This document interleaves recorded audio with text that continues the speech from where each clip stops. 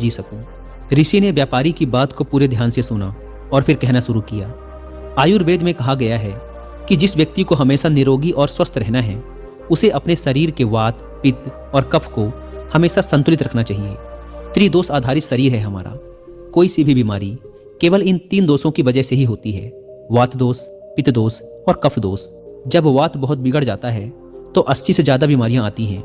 जब शरीर का पित्त बिगड़ता है तो 46 से ज़्यादा बीमारियां होने की संभावना बढ़ जाती है, और जब कफ बिगड़ जाता है तो 28 से ज़्यादा बीमारियां होती हैं। और अगर वात, पित्त और कफ तीनों बिगड़ जाएं तो शरीर में 148 से ज़्यादा बीमारियां हो जाती हैं। सर्दी, खांसी, जुखाम व दस्त से लेकर बड़ी से बड़ी बीमारियां भी केवल वात, पित्त और कफ के बिगड़ने से ही शरीर में होती हैं। इतना कहकर ऋषि थोड़ी देर के लिए मौन रहे और फिर कहना शुरू किया।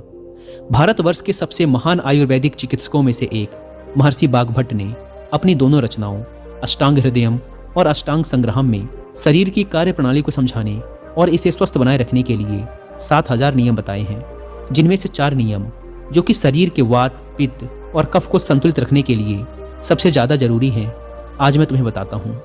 तो तुम्हारे शरीर के वात, पित्त और कफ तीनों एक साथ संतुलित रहें, इसके लिए पहला नियम है कि खाना खाने के तुरंत बाद पानी नहीं पीना।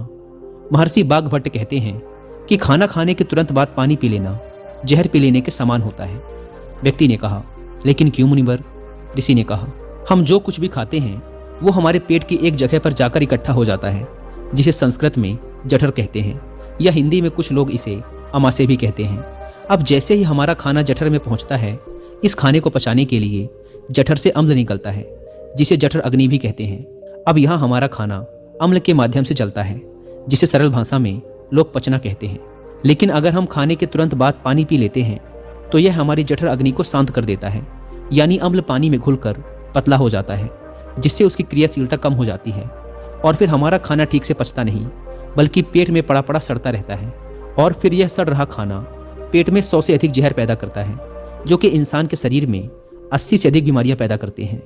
पेट में गैस बनना, जलन पड़ना और पेट फूलने जैसी समस्याएं उन्हीं को होती हैं जिनका खाना ठीक से पचता नहीं। और खाने के ठीक से ना पचने का सबसे बड़ा कारण है खाने के तुरंत बाद पानी पी लेना।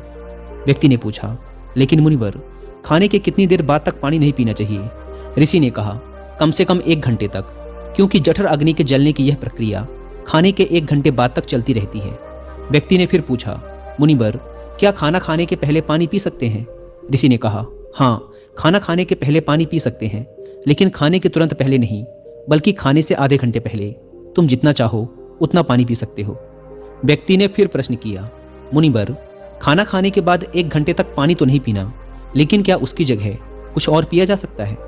ऋषि ने कहा, हाँ, खाना खाने के बाद खट्टे फलों का जूस, दही की लस्सी, मट्ठा, दूध या नींबू की शिकंजी पी जा सकती है। और खाने के पश्चात ये खट्टे पदार्थ पीने से हमारे भोजन को अच्छे से पचने में सहायता भी मिलती है।